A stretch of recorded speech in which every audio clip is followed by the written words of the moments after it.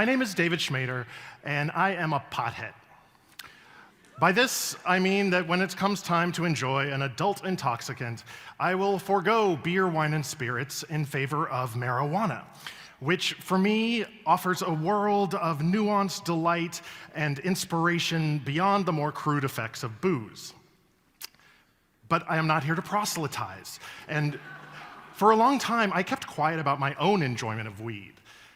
It was illegal for most of the time I was enjoying it, and why make myself vulnerable as an out and proud lawbreaker if I didn't have to?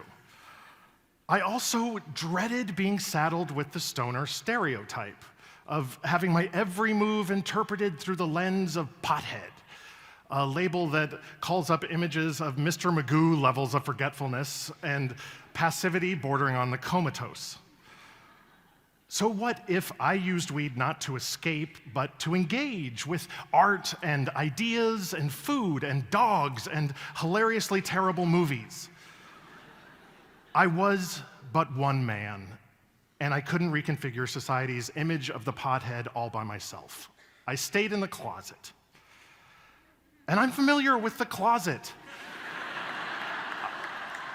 I grew up gay in the pre-Ellen bad old days, when the only out gays were those who couldn't or didn't want to hide it. Drag queens and butch lesbians and gay bar raid victims whose faces wound up in newspapers. And these trailblazers might have been the whole of queer representation if Harvey Milk hadn't urged everyone to come out, especially all the non-remarkable queers who'd previously flown under the radar.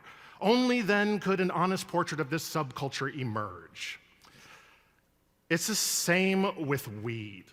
Only instead of drag queens and butches, weed's visibility parade is led by Cheech and Chong and Snoop Dogg and unlucky subjects of weed busts. And I love drag queens and Snoop Dogg.